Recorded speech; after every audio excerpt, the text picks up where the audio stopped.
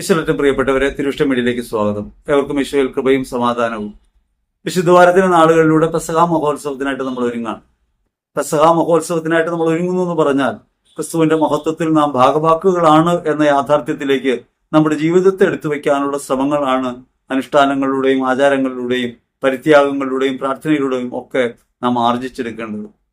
നമ്മുടെ ജീവിത പരിസരങ്ങൾക്കകത്ത് ദൈവത്തിന്റെ മുഖം കാണാൻ നമുക്ക് കഴിയണം. ചുറ്റുവട്ടത്ത് മറ്റുള്ളവരിൽ ജീവിതത്തിൽ നിരന്തരമായി ദൈവിക ഇടപെടൽ അനുഭവിക്കുന്നവരായി നമ്മൾ മാറണം.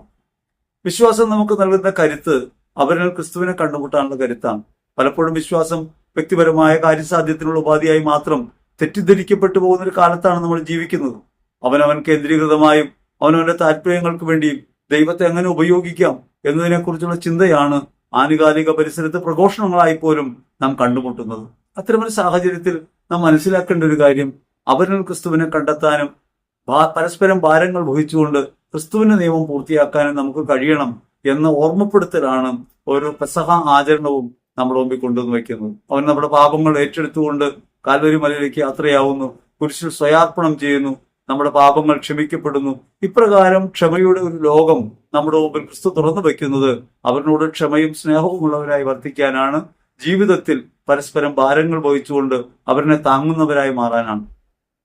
യേശുവിനെ എവിടെ കണ്ടുമുട്ടാം എന്ന ചോദ്യത്തിന് ഏറ്റവും എളുപ്പത്തിൽ നൽകാവുന്ന ഉത്തരം അവരിൽ എന്നാണ്.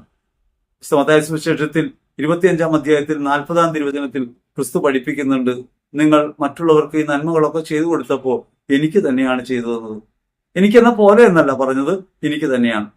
ഭൗതിക പ്രപഞ്ചത്തിനകത്ത് ദൈവത്തെ കണ്ടുമുട്ടേണ്ടത് അവരിലാണ്, വിശക്കുന്നവനിലാണ്, ദാഹിക്കുന്നവനിലാണ്, സഹായം അഭ്യർത്ഥിക്കുന്നവനിലാണ് എന്നൊരു കാര്യം വ്യക്തമായി ക്രിസ്തു നമ്മെ പഠിപ്പിക്കുന്നുണ്ട്. വേദനിക്കുന്നവനിലും പീഡിതനിലും ക്രിസ്തുവിനെ കണ്ടുമുട്ടാൻ കഴിയുന്നില്ലെങ്കിൽ നമുക്ക് ക്രിസ്തുവിനെ ജീവിതത്തിൽ അനുഭവിക്കാൻ കഴിയില്ല. ഈ ജീവിതാനുഭവമാണ് നിത്യജീവിതത്തിലേക്ക് നമ്മെ പ്രവേശിപ്പിക്കുന്നത്. അവരിൽ ക്രിസ്തുവിനെ കണ്ടെത്താൻ കഴിയാതെ പോകുന്ന പരിമിതിയാണ് നമുക്ക് ഏവർക്കും ഉള്ളത്. വിശ്വാസപരമായ ഒരു വലിയ വീഴ്ചയാണതെന്ന് നമ്മൾ ചിന്തിക്കുന്നു പോലുമില്ല. വിശ്വാസത്തിന്റെ വീഴ്ചയായിട്ട് നമ്മൾ പലപ്പോഴും കാണുന്നത് അനുഷ്ഠാനങ്ങളിലെ ഭാഗഭാഗിത്വത്തിലെ കുറവോ അതല്ലെങ്കിൽ വിശ്വാസപരമായ ബാഹ്യമായ അടയാളങ്ങളിൽ വന്നു പോകുന്ന വീഴ്ചയാണ്.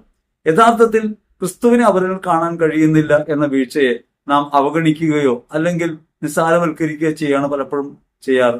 അതുകൊണ്ട് ജീവിതത്തിൽ എങ്ങനെയാണ് ക്രിസ്തു ഇടപെടേണ്ടതിനെ കുറിച്ച് നമുക്ക് വ്യക്തമായ ബോധ്യമില്ലാതായി പോകും. കവി പാടുന്ന എങ്ങനെയാണ്, അടുത്തു നിൽപ്പോർ അനുജനെ നോക്കാൻ അക്ഷികളില്ലാത്തവർക്ക് അരൂപനീശ്വരൻ അദൃശ്യനായാൽ അതിലെന്താശ്ചര്യം. ദൈവത്തെ കണ്ടുമുട്ടാൻ കഴിയുന്നില്ല എന്ന് എവിടെയെങ്കിലും പരാതി ഉണ്ടാകുന്നുവെങ്കിൽ നമ്മുടെ ചുറ്റുവട്ടത്തുള്ളവരിൽ ദൈവത്തെ കണ്ടുമുട്ടാനുള്ള കണ്ണ് നമുക്ക് തുറന്നിട്ടില്ല എന്നാണെന്ന് മനസ്സിലാക്കേണ്ടത്. പക്ഷെ ദൈവത്തെ പലപ്പോഴും നമ്മൾ എന്തെങ്കിലും ഒരു പ്രതിമയിലോ പ്രതീകത്തിലോ ഒക്കെ കണ്ടുമുട്ടാനുള്ള ശ്രമങ്ങൾ നടത്തും. കേട്ട പ്രഘോഷണങ്ങളിൽ ഒന്ന്, നിങ്ങൾ ചെല്ലുന്ന ജപമാല, ആ ജപമാല മുത്തുകളിലേക്ക് ദൈവിക ആത്മാവിന്റെ ശക്തി നിവേശിക്കപ്പെടുന്നുണ്ട്. അതുകൊണ്ട് അങ്ങനെ പ്രാർത്ഥനകൾ ഏറ്റുചൊല്ലുമ്പോൾ ആ മുത്തുമണികൾ കേവലം മുത്തുമണികളല്ല, അത് ദൈവം ചേർന്നിട്ടുള്ള ഭൗതികതയിലേക്ക് ആത്മീയത കലർന്നിട്ടുള്ള ഒന്നാണ് ആ ഭൗതിക വസ്തു എന്നാണ്. ഭൗതിക വസ്തുക്കളിൽ ഇങ്ങനെ ദൈവത്തെ ആരോപിക്കുന്ന ഒരു പ്രവണത വിഗ്രഹാരാധനയാണെന്നോ അല്ലെങ്കിൽ അതിനകത്തുള്ള ദൈവികതയെ നഷ്ടപ്പെടുത്തുന്ന യഥാർത്ഥ വിശ്വാസത്തിനെതിരായ പ്രവൃത്തിയാണെന്നോ പലപ്പോഴും അറിയാതെ പോവുകയാണ്. നമ്മൾ ആലോചിച്ച് നോക്കണം, ഒരു വസ്തു നാം എത്രയോ പ്രാർത്ഥിച്ചാലും വസ്തു ദൈവവുമായിട്ട് മാറുന്നില്ല, ദൈവാത്മാവിനാൽ നിറയുന്നില്ല. ദൈവാത്മാവിനാൽ നിറയുന്നത് മനുഷ്യരാണ്. പ്രാർത്ഥിക്കുന്നവരിലുമാണ് ദൈവത്തിന്റെ ആത്മാവിന്റെ ശക്തി വെളിപ്പെടുക. അതുകൊണ്ട് ഈ വസ്തുവിലേക്ക് ഇപ്രകാരം ആത്മാവ് നിവേശിക്കപ്പെടുന്നുവെന്നും അത് ശക്തി ഉള്ളതായി തീരുന്നുവെന്നും പറയുന്നിടത്ത് അത് വിഗ്രഹാരാധനയായിട്ട് മാറുന്നുണ്ട് എന്ന കാര്യം പോലും നമ്മൾ മറന്നുപോകുന്നു. ഇത് പറയുന്നത് സാധാരണ മനുഷ്യരല്ല, പുരോഹിതരാണ്, സന്യാസ വൈദികനാണ്. അദ്ദേഹം കൃത്യമായിട്ട് പറയാണ്, ഈ മുത്തുമണികൾക്കകത്ത് ഇപ്പോൾ ഉള്ളത് ദൈവത്തിന്റെ ആത്മാവിന്റെ പ്രവൃത്തിയാണ്. ദൈവത്തിന്റെ ആത്മാവ് ഒരു വസ്തുവിൽ നിവേശിക്കപ്പെടും എന്ന് പറഞ്ഞാൽ, അത് മന്ത്രോച്ചാരണങ്ങളിലൂടെ സംഭവിക്കും എന്ന് പറഞ്ഞാൽ അതൊരു അന്ധവിശ്വാസമാണ്, അത് പ്രാകൃതമായ വിശ്വാസമാണ്, അത് വിഗ്രഹാരാധനയാണ്. ഒരു വസ്തുവിലും ഭൗതിക പ്രപഞ്ചത്തിലെ ഒരു വസ്തുവിലും ദൈവാത്മാവ് നിവേശിക്കപ്പെടുന്നതായി അവിടെ നമ്മോട് പറഞ്ഞിട്ടില്ല. ആത്മാവ് നിങ്ങളിലേക്കാണ് വർഷിക്കപ്പെടുന്നത്. പ്രാർത്ഥിക്കുന്നവനിൽ ഈ ആത്മാവിന്റെ തെളിച്ചം അനുഭവപ്പെടും. എല്ലാ മനുഷ്യരിലേക്കും ദൈവത്തിന്റെ ആത്മാവ് വർഷിക്കപ്പെട്ടിരിക്കുന്നു. പരിശുദ്ധാത്മാവാണ് ലോകത്തെ നയിക്കുന്നത്.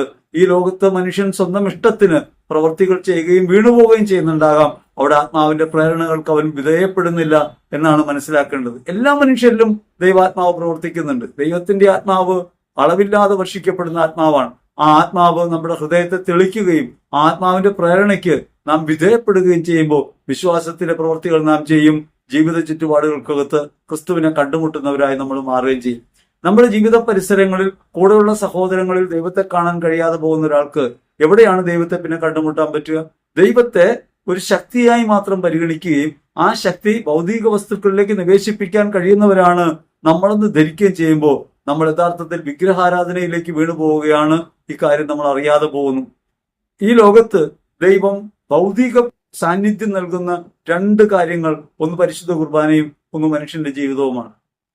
പരിശുദ്ധ കുർബാനയ്ക്കകത്ത് ദൈവം തന്റെ ദൈവിക സ്വഭാവം മുഴുവൻ നിഗൂഢമാക്കി വെച്ച് ദൈവ സ്വഭാവത്തിലും മനുഷ്യ സ്വഭാവത്തിലും സമ്പൂർണനായിട്ട് അവതരിക്കപ്പെടുന്നു.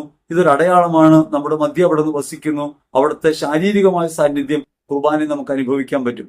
ഈ ശാരീരിക സാന്നിധ്യം നമ്മെ പരിപോഷിപ്പിക്കുകയും നമ്മുടെ അകത്തുള്ള മാനുഷികതയുടെ പരിമിതികൾ അതിലംഘിച്ച് ജീവിക്കാൻ നമ്മെ പ്രാപ്തരാക്കുകയും ചെയ്യും. ക്രിസ്തുവിനുള്ള ജീവിതം അപ്രകാരം സാധ്യമാകുമെന്ന് കൗതാശികമായ അടയാളത്തിലൂടെ അനുഭവപ്പെടുത്തുകയാണ് ഒരു കുർബാനയും. ആ കുർബാനയിൽ പങ്കുചേരുകയും വിശുദ്ധ കുർബാനയുടെ ഭാഗമായി മാറുകയും ചെയ്യുന്ന നമ്മൾ നമ്മുടെ ജീവിതത്തിനകത്ത് സഹോദരനിൽ ക്രിസ്തുവിനെ കണ്ടുമുട്ടാൻ കഴിയും വിധം കണ്ണു തുറക്കേണ്ടതാണ്. ആ കണ്ണു തുറക്കാൻ കഴിയാതെ പോകുന്നുവെങ്കിൽ അതൊരു വിശ്വാസപരമായ വീഴ്ചയാണ്. ആ വിശ്വാസപരമായ വീഴ്ചയെ അതിന്റെ മൂർധന്യത്തിലേക്ക് എത്തിക്കുന്ന പ്രവൃത്തിയാണ് ഇപ്രകാരം ഭൗതിക വസ്തുക്കളിൽ നാം ചെല്ലുന്ന ജപമാലകളിൽ നാം പ്രാർത്ഥിച്ച് ശക്തി ഉണ്ടാവും എന്ന് പറയുന്നത്. അങ്ങനെ മന്ത്രങ്ങൾ ഉരുക്കഴിച്ച് ശക്തി സ്വരൂപമാക്കി ഒരു വസ്തുവിൽ ഉണ്ടാക്കാൻ കഴിയുന്ന ഒന്നാണ് ദൈവം എന്ന് വന്നാൽ അത് ദൈവവിശ്വാസത്തിനെതിരാണ്, ഒന്നാം പ്രമാണ ലംഘനമാണ് എന്ന കാര്യം നമ്മൾ മറന്നുപോകുന്നു. ശിലറ്റം പ്രിയപ്പെട്ടവരെ, ഇത്തരത്തിൽ നിരവധിയായ അന്ധവിശ്വാസങ്ങൾ സമൂഹത്തിൽ പ്രചരിക്കുന്നുണ്ട്.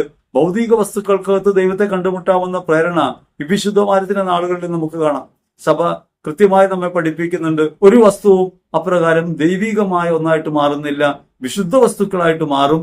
ഒരു ദൈവിക വസ്തുവായിട്ട് അല്ലെങ്കിൽ ദൈവം വസിക്കുന്ന ഒന്നായിട്ട് ഒരു ഭൗതിക വസ്തു മാറുമെന്ന് പറഞ്ഞാൽ, ഒരു വസ്തുവിനകത്ത് ദൈവിക ജീവൻ ഉണ്ട് എന്ന് പറഞ്ഞാൽ നിശ്ചയമായും അത് വിഗ്രഹാരാധനയായിട്ട് മാറും. ഈ കാര്യത്തെക്കുറിച്ച് വ്യക്തമായ ബോധ്യമില്ലാതെയാണ് ചിലയിടങ്ങളിൽ മുടി വളരുന്നു, യേശുവിന്റെ മുടി വളരുന്നു എന്ന് പറഞ്ഞ് ചില കേന്ദ്രങ്ങളിലേക്ക് ആളുകൾ ഓടിപ്പോകുന്നുണ്ട്. ഇങ്ങനെ മുടി വളരുന്നു എന്ന് പറയുകയും ആ പ്രതിമയ്ക്ക് ജീവനുണ്ട് എന്ന് പറയുകയും ചെയ്യുമ്പോൾ അതൊരു വിഗ്രഹാരാധനയായിട്ട് മാറുന്നു എന്ന കാര്യം നമ്മൾ ഓർക്കുന്നില്ല. നമ്മൾ ഓർക്കേണ്ടത് അത്ഭുതവും അടയാളവും സംഭവിക്കാം. ഒരു ഭൗതിക വസ്തുവിൽ ഇങ്ങനെ രൂപമാറ്റങ്ങൾ സംഭവിക്കാം. അത് ദൈവമുള്ളതിനാലല്ല, ദൈവം അപ്രകാരം ഒരു തിരുസ്വരൂപത്തിലും വസിക്കുന്നുവെന്ന് സഭ പഠിപ്പിക്കുന്നില്ല. കാരണം അപ്രകാരം ദൈവം ഒരു വസ്തുവിൽ വസിക്കുന്നു എന്ന് പറഞ്ഞാൽ അത് വിഗ്രഹാരാധനയാണ്. ദൈവം പരിമിതപ്പെടുകയാണ്. അപരിമേയനായ ദൈവം, പരമശക്തിയായ ദൈവം, സകലയിടത്തും നിറഞ്ഞു വസിക്കുന്ന ദൈവം എന്റെയും നിങ്ങളുടെയും ആത്മാവിൽ വസിക്കുന്നു. അങ്ങനെ ആത്മാവിൽ നിഗൂഢമായി വസിക്കുന്ന ദൈവത്തെ ഏതെങ്കിലും വസ്തുവിൽ ആരോപിക്കുമ്പോൾ നിശ്ചയമായിട്ടും ആ വസ്തുവിൽ ദൈവം പരിമിതപ്പെടും. വിശ്വാസത്തിനെതിരാണെന്ന കാര്യം നമ്മൾ ഓർക്കുന്നില്ല. ഒരു അത്ഭുതവും അടയാളവും സംഭവിക്കാം. നമ്മൾ തിരുസ്വരൂപങ്ങൾക്കകത്ത് നിരവധിയായ അത്ഭുതങ്ങൾ കാണാറുണ്ട്. ഭൗതിക അത്ഭുതങ്ങളെയും അടയാളങ്ങളെയും ദൈവത്തിന്റെ വാസസ്ഥാനമാണ് ആ വസ്തു എന്ന നിലയിലേക്ക് തരം താഴ്ത്തുമ്പോൾ യഥാർത്ഥത്തിൽ ദൈവം പരിമിതപ്പെടും. അങ്ങനെ ദൈവം പരിമിതപ്പെട്ടുകൂടാ. ദൈവം അപരിമേയനായ ഒരുവനാണ്, ആത്മാവായ ഒരുവനാണ്. ആ ആത്മാവായ ഒരുവൻ സത്യത്തിൽ ജീവിക്കുന്നത് ശരീരത്തിലാണെന്നും അങ്ങനെ ശരീരത്തിൽ ക്രിസ്തുവിനെ പേറുന്നവരാണ് നമ്മളെന്നും സഹജീവികൾ ക്രിസ്തു ഇങ്ങനെ വസിക്കുന്നുണ്ടെന്നും തിരിച്ചറിവോടെ ജീവിക്കാൻ കഴിയുമ്പോഴാണ് ഭൗതികതയെ ആത്മീയത കൊണ്ട് നമുക്ക് ഉയർത്താൻ കഴിയുക, വീഴ്ചകൾ ഉയർത്താൻ കഴിയുക, ഭൗതിക ലോകത്തെ ആത്മാവിന്റെ പ്രകാശമുള്ള ഒന്നാക്കി മാറ്റാൻ പറ്റുക. അതുകൊണ്ട് ഭൗതിക വസ്തുക്കളുടെ പ്രകാരം എന്തെങ്കിലും ശക്തി വസിക്കുന്നുവെന്ന്, ദൈവിക ജീവൻ വസിക്കുന്നുവെന്ന് തെറ്റിദ്ധരിപ്പിക്കും വിധം വാർത്തകൾ ഉണ്ടായാൽ നിശ്ചയമായും വിശ്വാസ വിരുദ്ധതയായി അതിനെ തിരിച്ചറിയണം. നമ്മൾ ചെല്ലുന്ന ജപമാലയിൽ ഇങ്ങനെ ദൈവമുണ്ട് എന്നൊരു തോന്നൽ നമുക്കുണ്ടായാൽ ദൈവം നമ്മുടെ പോക്കറ്റിലായി പോകും. നമ്മൾ ഓർക്കേണ്ടതാണ്, വിശുദ്ധ ഗ്രന്ഥം പോലും ദൈവമല്ല, അല്ലെങ്കിൽ അതിൽ ദൈവവചനമുണ്ട്, പക്ഷേ വിശുദ്ധ ഗ്രന്ഥം ആകെ ദൈവവചനമല്ല എന്ന് പറയാൻ കാരണം ദൈവവചനം നമ്മൾ കക്ഷത്തിൽ വെക്കും. കക്ഷത്തിൽ വെക്കുമ്പോൾ ദൈവം നമ്മുടെ കക്ഷത്തിലായി പോകും. വിശുദ്ധ ഗ്രന്ഥമാണ് ദൈവമെന്ന് തെറ്റിദ്ധരിച്ചാൽ വിശുദ്ധ ഗ്രന്ഥം കക്ഷത്തിൽ വെക്കുമ്പോൾ ദൈവം നമ്മുടെ കക്ഷത്തിലായി പോകും. ദൈവം നമ്മൾ ജീവിക്കുന്നവനാണ്, സഹോദരൻ ജീവിക്കുന്നവനാണ്. വിശുദ്ധ മത്തായി സുവിശേഷത്തിൽ 25-ാം അധ്യായത്തിൽ 40-ാം തിരുവചനത്തിൽ എവിടെയാണ് ദൈവം എന്ന് ചോദിച്ചാൽ വ്യക്തമായ ഉത്തരവുണ്ട്. കഷ്ടതയും സഹനമൊക്കെ കൊണ്ട് ജീവിതം പരിമിതപ്പെട്ടു പോകുന്ന സഹോദരനിലാണ് ദൈവമെന്ന് കൃത്യമായിട്ട് അവിടെ നിന്ന് പറയുന്നു. ഈ എളിവരിൽ ഒരുവന് നിങ്ങളിത് ചെയ്തു കൊടുത്തപ്പോൾ എനിക്ക് തന്നെയാണ് ചെയ്തു തന്നത്. എനിക്ക് എന്ന പോലെ എന്നല്ല പറഞ്ഞത്, എനിക്ക് തന്നെയാണ്. അതുകൊണ്ട് സഹോദരനിൽ, ചുറ്റുവട്ടത്തുള്ളവരിൽ, നാം കണ്ടുമുട്ടുന്നവരിൽ നമ്മുടെ ജീവിതവുമായി ബന്ധപ്പെട്ടവരിലൊക്കെ ക്രിസ്തുവിനെ കണ്ടുമുട്ടാൻ എത്രത്തോളം കഴിയുകയും പരസ്പരം ഭാരങ്ങൾ വഹിച്ചുകൊണ്ട് സ്നേഹത്തിന്റെ നിയമം പൂർത്തീകരിക്കാൻ കഴിയുകയും ചെയ്യുക എന്നതിലൂടെയാണ് ക്രിസ്തുവിനെ നമുക്ക് അനുഭവിക്കാൻ കഴിയുക. ക്രിസ്തുവിനെ നമുക്ക് അനുഭവിക്കാനാണ് കഴിയുക. ഇപ്പൊ സഭയെക്കുറിച്ച് പറയുമ്പോൾ സഭയെ നമ്മൾ പലപ്പോഴും കാണുന്നത് മാടാകോടിയുള്ള കെട്ടിടങ്ങളായിട്ടാണ്, പുരോഹിതരായിട്ടാണ്, അങ്ങനെ ബാഹ്യമായ അടയാളങ്ങളിലാണ് സഭയെ നല്ലതിരിക്കേണ്ടത്. സഭ ഒരു ജീവിതത്തിനകത്ത് ഉരുത്തിരിയുന്ന സ്നേഹത്തിന്റെ പ്രവൃത്തിയാണ്, ഒരു ബന്ധമാണ്. ആ ബന്ധത്തിനകത്ത് ക്രിസ്തുവിനെ കണ്ടുമുട്ടാൻ നമുക്ക് കഴിയുന്നില്ലെങ്കിൽ നമുക്ക് ക്രിസ്തുവിനെ കണ്ടുമുട്ടാനേ കഴിഞ്ഞിട്ടില്ല എന്നാണ് മനസ്സിലാക്കേണ്ടത്. ഈ അടുത്ത് ഒരു പുരോഹിതന്റെ പ്രസംഗത്തിൽ കേൾക്കാനിടയായ ഒരു കാര്യം ഒരു സഹോദരൻ എനിക്ക് അയച്ചു തന്നതാണ്. അതിനകത്ത് പറയുന്ന ഒരു പ്രധാനപ്പെട്ട കാര്യം 7 കാര്യങ്ങൾ ചെയ്താൽ മാതാവ് ശാരീരികമായ പ്രസൻസ് നൽകുമെന്നാണ്. ഭൗതികമായ പ്രസൻസ് നൽകും. ഈ ലോകത്ത് ദൈവം അങ്ങനെ ഭൗതികമായ രൂപത്തിൽ അവതരിക്കുന്ന ഒരേ ഒരിടം പരിശുദ്ധ കുർബാനയാണ്. ഒരു വസ്തുവിൽ ദൈവത്തെ നമുക്ക് കാണാൻ കഴിയുമെങ്കിൽ തിരുവോസ്തിയിലാണ് കാണാൻ കഴിയുക. അവിടെ മാത്രമേ അപ്രകാരം ഒരു ശാരീരിക സാന്നിധ്യം ദൈവം നൽകുന്നുള്ളൂ. ഈ പരിശുദ്ധ കുർബാനയിലും നമ്മുടെ ജീവിതത്തിലും ക്രിസ്തുവിന്റെ വെളിച്ചം നമുക്ക് കാണാൻ കഴിയും, ക്രിസ്തുവിനെ അനുഭവിക്കാൻ കഴിയും. അപ്രകാരം നമ്മിൽ വസിക്കുന്ന ദൈവത്തെ അനുഭവിക്കാനും നമ്മുടെ ജീവിതം വഴി പ്രകാശിതമാകുന്ന ദൈവത്തെ അനുഭവപ്പെടുത്താനും കഴിയുമ്പോഴാണ് വിശ്വാസ ജീവിതം പുരോഗമിക്കുക. ഈ പുരോഹിതം പറയുന്നത് നിങ്ങൾ 7 കാര്യങ്ങൾ ചെയ്താൽ മാതാവിന്റെ ശാരീരിക സാന്നിധ്യം ഉണ്ടാകുന്നതാണ്. അത് അദ്ദേഹത്തിന് പ്രാർത്ഥന വഴി ദൈവം വെളിപ്പെടുത്തി കൊടുത്തതാണ്, മാതാവ് പറഞ്ഞതാണെന്നാണ് പറയുന്നത്. ഇതിനകത്തൊരു വലിയ പോരായ്മ, മാതാവ് എന്നോട് അങ്ങനെ പറഞ്ഞുവെന്ന് പരസ്യമായി പറയാൻ ഒരു പുരോഹിതന് അനുവാദമില്ല. പുരോഹിതനെന്നല്ല, ആർക്കും. സഭ അംഗീകരിക്കുന്ന കാര്യമല്ല. അതൊരു പ്രൈവറ്റ് റെവലേഷനാണ്, വ്യക്തിപരമായ വെളിപ്പെടുത്തലാണ്. വ്യക്തിപരമായ വെളിപ്പെടുത്തൽ എങ്ങനെയാണ് നമുക്ക് സ്ഥിരീകരിക്കാൻ കഴിയുക? അത് എന്നോട് ദൈവം തന്നെയാണോ പറഞ്ഞത് എങ്ങനെ അറിയാൻ കഴിയുക? അതിന് സാധാരണ രീതിയിൽ അത് ദൈവവചനവുമായി ചേർന്ന് നിൽക്കുന്നതാകണം, അത് സമാധാനം നൽകുന്നതാകണം, അത് മറ്റുള്ളവരുടെ ഉത്കർഷത്തിന് വേണ്ടിയുള്ളതാകണം. അങ്ങനെയാണെങ്കിൽ പോലും അത് ദൈവത്തിന്റെ അരുളപ്പാടാണെന്നും ദൈവം നിവേശിപ്പിച്ചതാണെന്നും പറയണമെങ്കിൽ സഭ അംഗീകരിക്കേണ്ടതുണ്ട്. നമുക്കറിയാലോ, മരിയാവൾ തോർത്ത എന്ന് പറയുന്ന ഒരു സഹോദരന്റെ പുസ്തകം ഒട്ടേറെ സ്ഥലങ്ങളിൽ വായിക്കപ്പെട്ടതാണ്, പ്രചുര പ്രചാരം നേടിയതാണ്. ദൈവ മനുഷ്യന്റെ സ്നേഹഗാഥ എന്ന പേരിൽ പ്രചുര പ്രചാരം നേടിയ ഗ്രന്ഥം. വളരെ നാളുകളായി ആളുകൾ അതൊക്കെ സംഭവിച്ച കാര്യങ്ങളാണെന്നും ദൈവം വെളിപ്പെടുത്തി കൊടുത്തതാണെന്നും ധരിച്ചുകൊണ്ട് വായിച്ചിരുന്നു. സഭ ഒടുവിൽ പറഞ്ഞു അത് ഒരു ദൈവിക പ്രേരണയുടേതല്ല, അത് അപ്രകാരം സ്വീകരിക്കാൻ സാധ്യമല്ല, അത് വിശ്വാസയോഗ്യമല്ല, അതൊരു വ്യക്തിക്കുണ്ടായ ആത്മനിഷ്ഠമായ അനുഭവം മാത്രമാണ്. ആ അനുഭവത്തെ ഒരു ദൈവിക അനുഭവമായി അടയാളപ്പെടുത്താൻ കഴിയില്ല. ഇത് നമ്മൾ മനസ്സിലാക്കേണ്ട ഒരു കാര്യമാണ്. നമ്മുടെ ജീവിതത്തിൽ പലപ്പോഴും തെറ്റിദ്ധരിക്കപ്പെടുന്നത് ഇത്തരം പ്രഘോഷങ്ങളൊക്കെ കേൾക്കുമ്പോൾ അത് ശരിയാണെന്ന ധാരണയിലേക്ക് എത്തിച്ചേരും.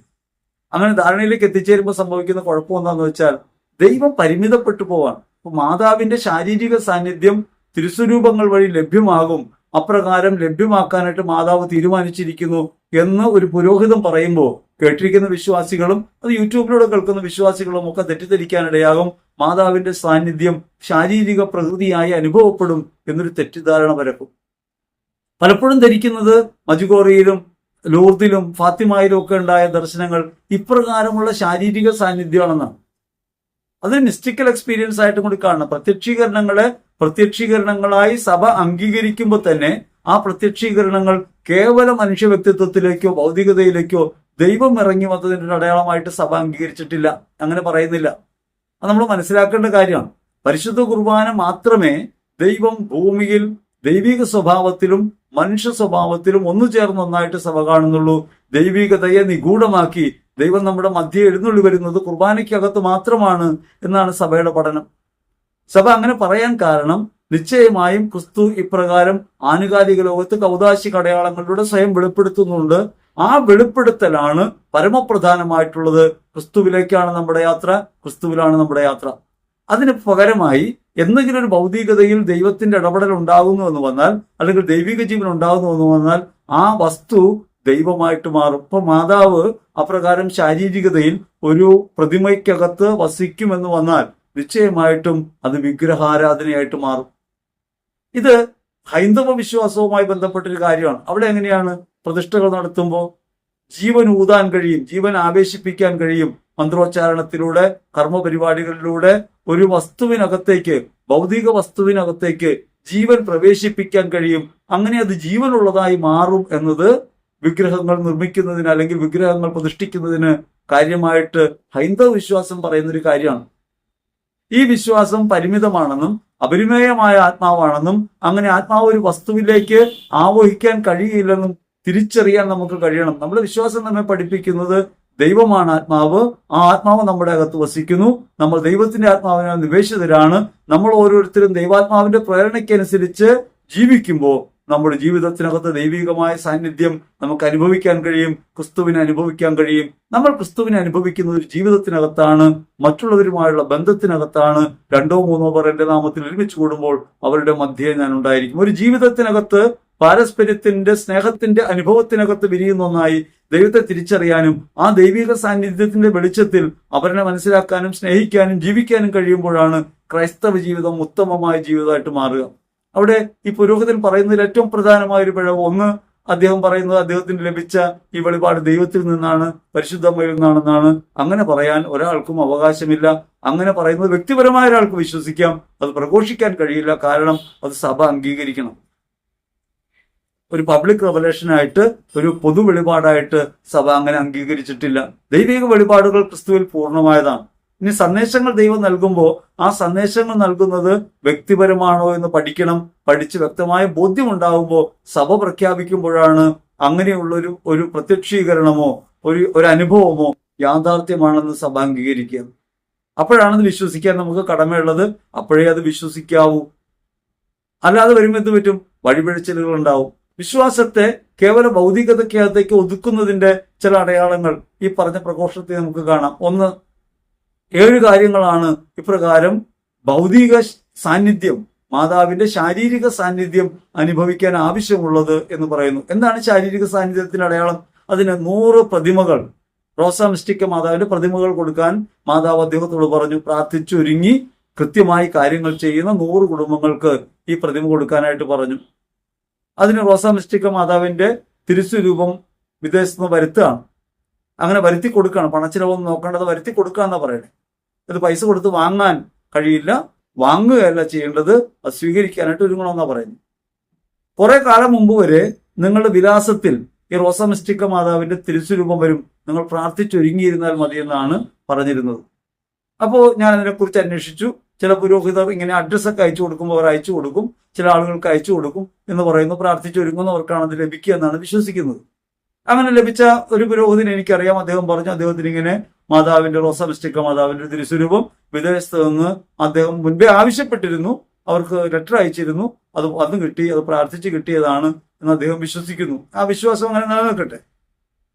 പക്ഷേ ഈ തിരുസ്വരൂപം ഇങ്ങനെ വരുന്നത് അങ്ങനെ അല്ലാതെയും വരാമെന്നതിന് വ്യക്തമായ അനുഭവം എനിക്കുണ്ട്. ഒരു പുരോഹിതൻ വിദേശത്ത് പോയി വന്നപ്പോൾ 3 റോസാ മിസ്റ്റിക്ക മാതാവിന്റെ തിരുസ്വരൂപം കൊണ്ടുവന്നു. എന്റെ ജീവിതാനുഭവത്തിലുള്ള കാര്യമാണ്. അങ്ങനെ കൊണ്ടുവന്നു. എറണാകുളത്തുള്ള ഒരു ബ്രദറിനും വേറൊരു സഹോദരനും അതോടൊപ്പം തന്നെ വേറൊരു സഹോദരിക്കും അത്തരമൊരു പ്രതിമ കൊടുക്കാനിടയായി. എന്നിട്ട് അദ്ദേഹം ഈ പറഞ്ഞ റോസാ മിസ്റ്റിക്ക മാതാവിൽ അത്ഭുതമുണ്ടായെന്നും അങ്ങനെ അതിൽ തേൻ വരാൻ തുടങ്ങിയെന്നും പറഞ്ഞുകൊണ്ട് ഈ സഹോദരിയുടെ വീട്ടിൽ നിന്ന് ആ തിരുസ്വരൂപം കൊണ്ടുവന്ന് ദേവാലയത്തിൽ വെച്ചു. വലിയ ആർഭാടമായി ആഘോഷമായി ആളുകൾ വരാൻ തുടങ്ങി. അതിന് താഴെ എഴുതി വെച്ചു, തേൻ ഒഴുകുന്ന മാതാവിന്റെ അത്ഭുത സ്വരൂപം. പിന്നീട് ഈ തേൻ ഒഴുകുന്നതിന്റെ പിന്നിലുള്ള തട്ടിപ്പ് വെളിപ്പെട്ടു. സങ്കീർത്തിയിൽ വെച്ച് എല്ലാ മാസവും 2ാമത്തെ ആഴ്ചയിൽ ഈ തിരുസ്വരൂപം തുടക്കി. റോസാ മിസ്റ്റിക്ക ഡേ ആഘോഷിക്കുന്നതിന്റെ തലേ ദിവസം ഈ തിരുസ്വരൂപം തുടക്കി. തുടച്ചു കൊണ്ടുവന്ന് വെച്ച് കഴിയുമ്പോഴാണ് തേൻ വരുന്നത്. അതിനെക്കുറിച്ച് സംശയം ഉണ്ടായി, ആളുകൾക്കിടയിൽ അഭിപ്രായ ഭിന്നത ഉണ്ടായി. അങ്ങനെ ഉണ്ടായ സമയത്ത് അവിടെ ഇരുന്ന വികാരിയച്ഛൻ, അദ്ദേഹം ഇന്ന് ജീവിച്ചിരിപ്പില്ല, അദ്ദേഹം സങ്കീർത്തിക്കകത്ത് CCTV വെച്ചു, ക്യാമറ വെച്ച് കഴിഞ്ഞപ്പോ അദ്ദേഹത്തിന്റെ മുറിയിലിരുന്നാൽ ഇവിടെ സംഭവിക്കുന്ന കാര്യങ്ങൾ കാണാം. അങ്ങനെ ഈ കാര്യങ്ങൾ കാണുമെന്നായപ്പോ അവർ ഈ മാതാവിനെ തുടച്ചിരുന്ന ശുശ്രൂഷകൻ എന്ന് അവകാശപ്പെട്ടിരുന്ന ആ സഹോദരി തുടക്കൽ നിർത്തി, ആ പരിപാടി നിർത്തി, മാതാവിന്റെ തേനൊഴുക്കും നിന്നു. നമ്മൾ ആലോചിച്ച് നോക്കേണ്ട കാര്യം, നമ്മൾ ഈ കേവല ഭൗതികതയ്ക്കകത്ത് എന്തെങ്കിലും ഒരു അത്ഭുതം കാണാനുള്ള ആ പ്രവണതയിൽ നിന്ന് മോചനം നേടണം. ക്രിസ്തുവിനെ ജീവിതത്തിൽ അനുഭവിക്കുക എന്ന പരമയാഥാർത്ഥ്യം കൈവിട്ട് എവിടെയെങ്കിലുമൊക്കെ എന്തെങ്കിലും ഒരു വസ്തുവിൽ ഒരു അത്ഭുതം കാണാനുള്ള ഒരു ജിജ്ഞാസയുണ്ടല്ലോ, നമ്മുടെ കൗതുകം. ആ കൗതുകത്തിന്റെ പൂർത്തീകരണത്തിനായി ദൈവത്തെ കാണരുത്. അപ്പൊ ആദ്യം എഴുതി വെച്ചിരുന്നത് തേൻ ഒഴുകുന്ന രൂപമെന്നായിരുന്നു. പിന്നെ ക്രമേണ തേൻ ഒഴുകാതെയായപ്പോ തേൻ ഒഴുകിയിരുന്ന രൂപമെന്നായി. ഇനി ആ തേൻ പള്ളിയിൽ വിൽക്കാൻ തുടങ്ങി, 10 രൂപയ്ക്ക് ചെറിയ ബോട്ടിലേക്ക് കൊടുക്കാൻ തുടങ്ങി. മാതാവിൽ നിന്ന് പോകുന്ന തേനാണെന്ന് പറഞ്ഞുകൊണ്ട് ആളുകൾ വിശുദ്ധ വസ്തുവായി കൊണ്ടുപോകാൻ തുടങ്ങി. നിങ്ങൾ ആലോചിച്ച് നോക്കണം. ഞാനത് ആ പുരോഹിതനോട് തന്നെ ചോദിച്ചു, ഇതൊരു കച്ചവടമല്ല. അച്ഛൻ പറഞ്ഞു, കാശ് കൊടുത്ത് തേൻ വാങ്ങിച്ചിട്ട് ഈ മാതാവിന്റെ തേനും കൂടി കൂട്ടി യോജിപ്പിച്ചാണ് കൊടുക്കുന്നത്, അതുകൊണ്ടാണ് വിൽക്കേണ്ടി വരുന്നത്. നിങ്ങൾ ആലോചിച്ച് നോക്കിയേ, അവിടെ കബളിപ്പിക്കപ്പെടുകയാണ്. നമ്മൾ യഥാർത്ഥത്തിൽ മനസ്സിലാക്കേണ്ടത്, പരിശുദ്ധ കുർബാന ദൈവം ശരീരധാരിയായി നമ്മോടത്ത് വസിക്കുകയും നമുക്ക് ഭക്ഷണമായി വരികയും ചെയ്യുന്ന ഒരു പരമയാഗത്തിന്റെ വേദി സ്വന്തമായിരിക്കെ ഇത്തരം വസ്തുക്കൾ തേടിയുള്ള നമ്മുടെ യാത്രകൾ യഥാർത്ഥത്തിൽ വിശ്വാസ അപജയമല്ലേ, ഒരു വീഴ്ചയല്ലേ? പുരുഷന്റെ വഴിയിൽ വീഴ്ചയെക്കുറിച്ച് നമ്മൾ ധ്യാനിക്കുന്നുണ്ടല്ലോ. ഒന്നാമത്തെ വീഴ്ച വിശ്വാസത്തിലുള്ള വീഴ്ചയാണ്. ആ വീഴ്ചയിൽ നിന്ന് ക്രിസ്തു നമ്മെ കരകയറ്റുന്നത് അവൻ വീണുകൊണ്ട്, പരിഹാരമായി വീണുകൊണ്ടാണ്. വിശ്വാസത്തിൽ നമുക്ക് ഉയർച്ച ഉണ്ടാകണമെങ്കിൽ ക്രിസ്തുവിനെ അനുഭവിക്കുന്നവരായിട്ട് നമ്മൾ മാറണം. യേശുവിനെ അനുഭവിക്കുന്നവരായി മാറാനായിട്ട് ഒരു ഭൗതിക വസ്തു കൊണ്ട് സാധ്യമല്ല.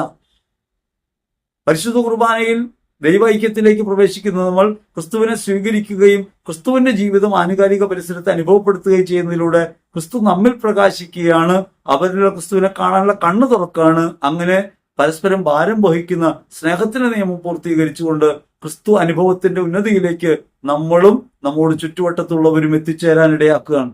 ഇങ്ങനെ വിശ്വാസത്തിന് വളർച്ചയ്ക്കായി നൽകപ്പെടുന്ന വിശ്വാസ ബോധ്യങ്ങളെ ഈ കേവലമായ അപജയങ്ങളിൽ പെടുത്തി പോകുന്നു. ഇനി 7 കാര്യങ്ങളാണ് മാതാവിന്റെ തിരുസ്വരൂപത്തിനകത്ത് ശാരീരിക സാന്നിധ്യം അനുഭവപ്പെടാനായിട്ട് അടിയന്തര ആവശ്യമുള്ളതെന്ന് ഈ പുരോഹിതം പറയാണ്. വിശുദ്ധ വചനത്തിന്റെ ഒക്കെ അകമ്പടിയോടെയാണ് പറയുക. ഈ വചനവുമായിട്ട് യാതൊരു ബന്ധമില്ലാത്ത കാര്യമാണ്. പഴയ നിയമത്തിലെ വചനങ്ങളൊക്കെ എടുത്തു വെച്ചിട്ടാണ് പറയുക. പുറപ്പാട് പുസ്തകത്തിൽ മോശ തിരിതെളിച്ചു ദൈവത്തിന്റെ സാന്നിധ്യത്തിൽ എന്ന് പറഞ്ഞുകൊണ്ടാണ് മാതാവിന്റെ മുമ്പിൽ മുട്ടുകുത്തണം. 1, മാതാവിന്റെ മുമ്പിൽ തിരിതെളിക്കണം. 2, സ്നേഹത്തിൽ വർത്തിക്കണം, എല്ലാവരോടും ക്ഷമിക്കുന്നവരായി മാറണം. 3, കേൾക്കുമ്പോൾ നമുക്ക് തോന്നും ക്ഷമിക്കാനല്ലേ പറയുന്നത്, മാതാവിന്റെ മുമ്പിൽ തിരികെത്തിക്കുന്നത് തെറ്റാണോ? നല്ല കാര്യമല്ലേ പറയുന്നത്. മാതാവിന്റെ മുമ്പ് മുട്ടുകുത്തി കൈവിരിച്ച് പ്രാർത്ഥിക്കുന്നത് നല്ലതല്ലേ? നല്ലതാണ്. പക്ഷേ ഇതൊക്കെ ഒരു ഉപാധിയായിട്ട് വരുന്ന എന്തിനു വേണ്ടിയാ? മാതാവിന്റെ ശാരീരിക സാന്നിധ്യം ഈ തിരുസ്വരൂപത്തിനകത്ത് അനുഭവപ്പെടാൻ വേണ്ടിയാണ്. 4, ദശാംശം കൊടുക്കുന്നവരാകണം. 5, ഉത്തരീയം ധരിക്കുന്നവരായി മാറണം, ജവമാല ധരിക്കുന്നവരായി മാറണം.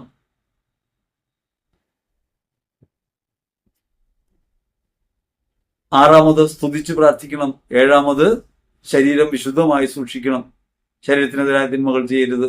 7 കാര്യങ്ങളാണ് പറഞ്ഞത്. നമ്മൾ ആലോചിച്ച് നോക്കണം. മാതാവിന്റെ മുമ്പിൽ തിരികെത്തിച്ച് പ്രാർത്ഥിക്കുകയും മുട്ടുകുത്തി പ്രാർത്ഥിക്കുകയും ദൈവവചനം കാണാതെ പഠിക്കുകയും ദശാംശം കൊടുക്കുകയും ഉത്തരീയം ധരിക്കുകയും ദൈവത്തെ സ്തുതിക്കുകയും ശരീരം ശുദ്ധമായി സൂക്ഷിക്കുകയും ചെയ്തുകൊണ്ട് ഈ 7 കാര്യങ്ങൾ ചെയ്താൽ മാതാവിന്റെ ശാരീരിക സാന്നിധ്യം നിങ്ങൾക്കുണ്ടാകും. ആത്മാർത്ഥതയോടെയാണ് ചെയ്യുന്നതെങ്കിൽ ഇങ്ങനൊരു സാന്നിധ്യം നിങ്ങളുടെ കുടുംബത്തിൽ ഉണ്ടാകും എന്ന് പറയുമ്പോൾ ഇതിനകത്ത് ഒരു കാര്യമുള്ളത്, മാതാവിന്റെ ശാരീരിക സാന്നിധ്യം ഒരു തിരുസ്വരൂപത്തിലും ഉണ്ട് എന്ന് വിശ്വസിക്കരുത്. അത് സഭ പഠിപ്പിക്കുന്ന കാര്യമല്ല. അതാണ് ഒരു പ്രധാനപ്പെട്ട കാര്യം. തിരുസ്വരൂപങ്ങളൊക്കെ വണക്കത്തിനുള്ളതാണ്, ദൈവിക സാന്നിധ്യത്തിലേക്ക് നമ്മെ ഉയർത്തുന്നതാണ്. ശാരീരികമായൊരു സാന്നിധ്യം ആ പ്രതിമയ്ക്കകത്ത് ഉണ്ടാകും എന്ന് പറഞ്ഞാൽ അത് വിഗ്രഹാരാധനയാണ്, തെറ്റായ പഠിപ്പിക്കലാണ്, അത് വിശ്വാസ വിരുദ്ധമാണെന്നറിയണം. അങ്ങനെയുള്ള പഠനങ്ങളുടെ പുറകെ പോകരുത്. കാരണം മാതാവ് ഒരു തിരുസ്വരൂപത്തിലും വസിക്കുന്നില്ല. ഇപ്പൊ നമ്മള് വിശുദ്ധവാരം ദുഃഖവെള്ളിയാഴ്ച വരുമ്പോ വിശുദ്ധവാരത്തിൽ ദുഃഖവെള്ളിയാഴ്ചയിൽ നമ്മൾ കുരിശുരൂപത്തിനകത്ത് ക്രിസ്തുവിനെ കാണും. ഒരു ദിവസം ദുഃഖവെള്ളിയാഴ്ച മാത്രം കുരിശിനെ നമ്മൾ ആരാധിക്കും. ആ ഭൗതിക വസ്തുവിൽ യേശു ഉണ്ടെന്ന് വിശ്വസിക്കും.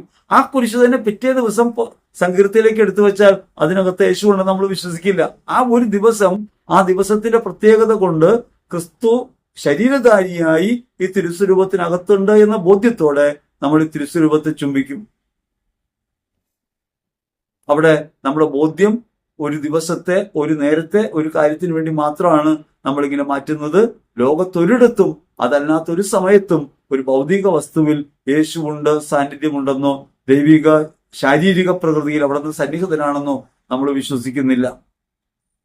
കാരണം ഭൗതികത ഈ വസ്തുവിൽ ദൈവമുണ്ട് എന്ന് പറഞ്ഞാൽ പരമയാഥാർത്ഥ്യമായ ദൈവം പരിമിതനാക്കപ്പെടും. പരിശുദ്ധമ സ്വർഗത്തിന്റെ രാജ്ഞിയാണ്, ഭൂമിയുടെ രാജ്ഞിയാണ്. അവിടെ നിന്ന് പ്രത്യക്ഷീകരണങ്ങൾ നൽകാറുണ്ട്, സന്ദേശങ്ങൾ നൽകാറുണ്ട്. തിരുസഭ അങ്ങനെ അംഗീകരിച്ച സന്ദേശങ്ങളുണ്ട്. പക്ഷേ ഒരു സ്വകാര്യ വെളിപാട് യഥാർത്ഥത്തിലുള്ളതാണെന്ന് വരുത്തി തീർത്ത് ആളുകളോട് പറയാൻ പാടില്ല. അതെനിക്കുണ്ടായ തോന്നലുകളാകാം. ഒരു സന്ദേശം ഉണ്ടാകുമ്പോൾ ആ സന്ദേശം 3 തരത്തിലുണ്ടാകാം. ഒന്ന് ദൈവാത്മാവിൽ നിന്ന്, ഒന്ന് മനുഷ്യാത്മാവിൽ നിന്ന്, ഒന്ന് അശുദ്ധാത്മാവിൽ നിന്ന്. എവിടെ നിന്നാണ് ഇതുണ്ടായത്? അങ്ങനെ വിശ്വസിക്കും. അവന് വിശ്വസിക്കണമെങ്കിൽ ദൈവവചനവുമായി ചേർന്ന് നിൽക്കുന്നുണ്ടോ എന്ന് നോക്കണം. യേശു ഭൂമിയിൽ തന്നെ തന്നെ അടയാളപ്പെടുത്തുന്നത് തന്റെ ജീവാർപ്പണം വഴി മറ്റുള്ളവരിലേക്ക് തന്നെ തന്നെ പകർന്നു നൽകിക്കൊണ്ടാണ്, പരിശുദ്ധാത്മാവിനെ നൽകിക്കൊണ്ടാണ് ഭൂമിയിൽ യേശു ശരീരധാരിയായി പിന്നീട് നിലനിൽക്കുന്നുവെന്ന് വന്നാൽ, പരിശുദ്ധ കുർബാനയ്ക്കപ്പുറം ഒരു ശാരീരിക സാന്നിധ്യം ഒരു പ്രതിമയിലുണ്ട് എന്ന് വന്നാൽ നിശ്ചയമായും ദൈവം വീണ്ടും പരിമിതനാക്കപ്പെടും, ഒരു സ്ഥലത്ത് മാത്രമുള്ള ആളായിട്ട് മാറും. അങ്ങനെ വന്നാൽ അത് ദൈവത്തിന്റെ സ്വാതന്ത്ര്യത്തെ വിലക്കുന്ന പ്രവൃത്തിയാണ്, ദൈവത്തിന്റെ അപരിമേയതയെ തകർക്കുന്ന കാര്യമാണ്. ആത്മസ്വരൂപനായ ദൈവത്തെ തിരിച്ചറിയാൻ നമുക്ക് വേണം. കൗതാശികതയിൽ നാം അനുഭവിക്കുന്ന, അടയാളങ്ങൾ വഴി അനുഭവിക്കുന്ന കാര്യങ്ങൾ അപ്രസക്തമാക്കപ്പെടും. ഇപ്പൊ മാതാവ് ഒരു വീട്ടിൽ എങ്ങനെയുണ്ട്, ശാരീരിക പ്രകൃതിയിലുണ്ടെന്ന് വന്നാൽ പിന്നെ ദൈവം അവിടെയായില്ലേ? പിന്നെ നമ്മൾ ദൈവത്തെ എങ്ങനെയാണ് ജീവിതത്തിന്റെ അനുഭവതലത്തിൽ കണ്ടുമുട്ടുക? ഈ അടുത്ത് നിൽക്കുന്ന ആളിൽ, അവരനിൽ ക്രിസ്തുവിനെ കാണാൻ കഴിയുന്ന വിധം കണ്ണു തുറക്കേണ്ട നാം ഒരു പ്രതിമയ്ക്കകത്ത് ദൈവം ഉണ്ടെന്ന തെറ്റിദ്ധാരണയിൽ ഉടക്കി പോകുമ്പോൾ വിശ്വാസത്തിൽ നിന്ന് വീണുപോകും. നമ്മുടെ ചുറ്റുവട്ടത്ത് നടക്കുന്ന നിരവധിയായ പ്രഘോഷണങ്ങൾ, പ്രചരണങ്ങൾ ഇത്തരത്തിലുള്ളവയാണ്. ഇനി അതിന്റെ അടിസ്ഥാനപരമായ പെശകൾ വീണ്ടും നമുക്ക് കാണാൻ പറ്റും. അവിടെ തിരികെത്തിച്ച് പ്രാർത്ഥിക്കുന്നത്, ദൈവത്തിന് തിരികെത്തിച്ച് പ്രാർത്ഥിക്കുന്നത് പ്രീതികരമാണെന്ന് ആരാ പറഞ്ഞു? ദൈവിക സാന്നിധ്യം നമുക്ക് അനുഭവിക്കാൻ വേണ്ടി നമ്മൾ തിരികെത്തിക്കുന്നത്. ദൈവത്തിന് പ്രീതികരമല്ല, പരിശുദ്ധമ്മയ്ക്ക് പ്രീതികരമല്ല. അമ്മയുടെ തിരുസ്വരൂപത്തിന് മുമ്പിൽ കൊണ്ട് മെഴുകിലെത്തിച്ചാൽ അമ്മ സമൃദ്ധിയാവുന്ന ആരാ നമ്മോട് പറഞ്ഞ്? നമ്മൾ മുട്ടുകുത്തി പ്രാർത്ഥിക്കുന്നത് ഒരു ശാരീരിക നിലയാണ്. പലതരത്തിൽ പ്രാർത്ഥിക്കാം. മുട്ടുകുത്തി പ്രാർത്ഥിക്കുന്നതാണ് പരമപ്രധാനം ആരാ നമ്മെ പറഞ്ഞ് പഠിപ്പിച്ച്? അത് നമ്മുടെ അനുഭവത്തിന് വേണ്ടിയാണ്, ഒരിക്കലും ദൈവത്തിന് പ്രീതി ഉണ്ടാകാൻ വേണ്ടിയല്ല. ദൈവം നമ്മൾ മുട്ടുകുത്തിയാൽ പ്രീതിപ്പെടുന്നയാളല്ല. അല്ലെ, വേളാങ്കണ്ണിയിലൊക്കെ പോയിട്ട് വീട്ടിലൊരു പ്ലാവല പോലും എടുത്തു മാറ്റാത്ത ആൾക്കാര് മുട്ടിട്ട് നീന്തണ കാണാം, മുട്ടുപൊട്ടിക്കാൻ. എന്തിനാണ്? ഒരു കാര്യസാധ്യത്തിന് വേണ്ടിയാണ്, ഞാൻ ഉദ്ദേശിച്ച കാര്യങ്ങൾ നിറവേറാൻ വേണ്ടിയാണ്. അതൊട്ടും ആത്മീയതയല്ല, അതൊരു ഭൗതികതയാണ്, മനുഷ്യന്റെ വീഴ്ചയാണ്. യഥാർത്ഥത്തിൽ നാം ജീവിതത്തിന്റെ വീഴ്ചകളിൽ നിന്ന് എഴുന്നേൽക്കേണ്ടത് ക്രിസ്തുബോധത്തോടെ ജീവിച്ചുകൊണ്ടാണ്. അതിന് പകരമായിട്ട് ഭൗതികമായൊരു ക്രമത്തിൽ നാം പ്രാർത്ഥിച്ചാൽ ദൈവം അനുഭവപ്പെടുമെന്ന് വന്നാൽ, മുട്ടുകുത്തി പ്രാർത്ഥിക്കുന്നവരോട് കൂടെയാണ് ദൈവം എന്ന് വന്നാൽ, യഥാർത്ഥത്തിൽ ദൈവത്തെ നമ്മൾ പരിമിതപ്പെടുത്തിയില്ലേ? മുട്ടുകുത്തുന്നതാണ് ദൈവത്തിന് പ്രതികരം. നമ്മൾ മുട്ടുകുത്തണം നോക്കിയിരിക്കുകയാണ് ദൈവം. ഇപ്പൊ മുട്ടുമടക്കാൻ കഴിവില്ലാത്ത അനേകരുണ്ടല്ലോ, അവരെന്ത് ചെയ്യും? മുട്ടുകുത്തുക എന്നുള്ളത് നമ്മുടെ ഒരു ശാരീരിക നിലയാണ്. ആ ശാരീരിക നില നമുക്ക് കൂടുതൽ അനുഭവം ഉണ്ടാകാൻ കൊള്ളാമെങ്കിൽ അത് ഉപകാരപ്പെടും. പക്ഷെ ദൈവം പ്രീതികരിക്കുന്നൊന്നുമല്ല, ദൈവം സംപ്രീതനാകുന്നതല്ല. അത് നമ്മുടെ ഒരു ശാരീരിക പരിമിതിയെ നമ്മൾ മറികടക്കാൻ ശ്രമിക്കുന്നതാണ്. മുട്ടുകുത്തിയാൽ നമുക്ക് ഉറക്കം വരില്ല, കുറച്ചൊക്കെ ശ്രദ്ധയോടെ പ്രാർത്ഥിക്കാൻ പറ്റും, ഒരു ശാരീരിക നില മാത്രമാണ്. ഇനി അടുത്തത് പറയുന്നത് എന്താ? നിങ്ങളെല്ലാവരോടും സ്നേഹത്തിൽ വർത്തിക്കണം. നിങ്ങളെല്ലാവരുമായി സ്നേഹത്തിൽ വർത്തിക്കണമെന്ന് ദൈവം പറഞ്ഞിട്ടുണ്ട്. മാതാവ് നമ്മോട് പറഞ്ഞത് അവൻ പറയുന്നത് ചെയ്യുക എന്നാണ്. സുവിശേഷത്തിൽ പോലും മാതാവ് ഒരു കാര്യം മാത്രമേ നമ്മോട് പറയുന്നുള്ളൂ. യോഹന്നാന്റെ സുവിശേഷം 2:5 ഒരു കാര്യം മാതാവ് പറയുന്നുള്ളൂ, അവൻ പറയുന്നത് ചെയ്യുവിൻ. അവൻ പറയുന്നത് ചെയ്യുക എന്ന് വെച്ചാൽ അവന്റെ സ്നേഹപ്രവൃത്തി, അവൻ കൽപ്പിച്ച കൽപ്പന, അവൻ നമ്മോട് പറഞ്ഞ കൽപ്പന പാലിച്ച് ജീവിക്കാനാണ്, പരസ്നേഹത്തിൽ ജീവിക്കാനാണ്. അപ്പൊ സ്നേഹത്തിൽ ജീവിക്കുക എന്നുള്ളത് യഥാർത്ഥത്തിൽ നിലവിലുള്ളൊരു കാര്യമാണ്. നിലവിലുള്ളൊരു കാര്യം വീണ്ടും പറയുകയാണ്, നിങ്ങൾ സ്നേഹത്തിൽ വർത്തിക്കണം, ആരെങ്കിലൊക്കെ ക്ഷമിക്കാനാണെങ്കിൽ ക്ഷമിക്കണം. പ്രാർത്ഥനയെക്കുറിച്ച് ക്രിസ്തു പഠിപ്പിക്കുമ്പോഴും പറഞ്ഞാൽ ക്ഷമിക്കാനാണ്. അത് പ്രത്യേകിച്ചൊരു കാര്യമൊന്നുമല്ല. യേശു എന്താ പറഞ്ഞത്? നിങ്ങൾ പ്രാർത്ഥിക്കുന്നതിന് മുമ്പ് നിങ്ങൾ മറ്റുള്ളവരോട് ക്ഷമിക്കണം. സ്വർഗസ്ഥനായ പിതാവേ എന്ന പ്രാർത്ഥന പഠിപ്പിക്കുന്നത് എന്താ? നിങ്ങൾ അങ്ങനെ ക്ഷമിക്കണം. ക്ഷമ പ്രാർത്ഥനയ്ക്ക് അടിസ്ഥാനമായൊരു കാര്യമാണ്. ഇവിടെ മൂന്നാമത് പറയുന്നത് ക്ഷമിക്കണം. നാലാമത് നിങ്ങൾ ദൈവവചനം 3 വചനമെങ്കിലും ഒരു ദിവസം കാണാതെ പഠിക്കണം. 3 വചനമെങ്കിലും, അങ്ങനെ 12 മാസമാകുമ്പോൾ 33 വചനമെങ്കിലും പഠിച്ചിരിക്കണം എന്നാണ് പറയുന്നത്. അതെന്ത് കണക്കാണ്? ഈ 33 വചനം പഠിക്കുമ്പോൾ ദൈവം അത്ഭുതം പ്രവർത്തിക്കുമെന്ന് പറയുന്നത് മനസ്സിലാവണില്ല. ചിലരൊക്കെ 1000 വചനം പഠിക്കുമ്പോൾ എന്നാണ് പറയുന്നത്. ചിലർ ബൈബിള് വായിച്ചുകൊണ്ടിരിക്കുകയാണ്. ബൈബിൾ ഇങ്ങനെ വായിച്ചുകൊണ്ടിരുന്നാൽ മതി എന്നാണ്. ബൈബിൾ ഇങ്ങനെ വായിച്ചുകൊണ്ടിരിക്കാനുള്ള ഒരു കാര്യമല്ല. നിങ്ങൾ ഒരു വചനം നിങ്ങളുടെ ഹൃദയത്തിനകത്തായാൽ ആ വചനം പ്രാക്ടീസ് ചെയ്യണം. വചനം പ്രാക്ടീസ് ചെയ്യാനുള്ളതാണ്. എന്നിട്ടുള്ളതാ വചനം നമ്മളെ നിത്യജീവിതത്തിന് അനുഗുണമായ രീതിയിൽ പരിശീലിപ്പിക്കാനുള്ളതാണ്. വിശ്വാസത്തിൽ പുരോഗമിക്കാൻ പരിശീലിപ്പിക്കാനുള്ളതാണ്.